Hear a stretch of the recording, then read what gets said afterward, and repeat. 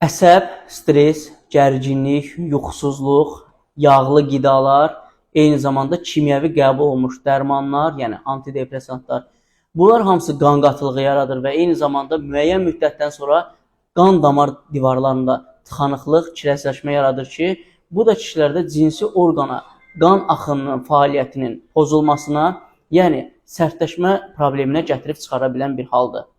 Kişilərdə bu hallar daha çox qan damar problemlərinə yarar ki, oturaq həyat tərzi, hərəkətsizlik, sadalığın digər istiqamətdəki hallar müəyyən müddətdən sonra kişidə qan dövranı yaxşı getməyəndə də kiçilmə, yığılma, bu kimi hallarla da özünü müşahidə edə bilir.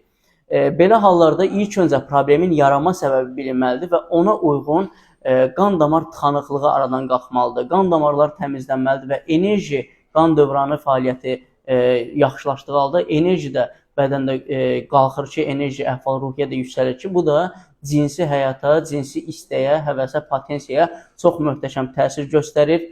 Belə problemlərlə bağlı keçid edə bilərsiniz səhifəyə, orada bizim nömrəmiz qeyd olunub. Daha ətraflı danışaraq.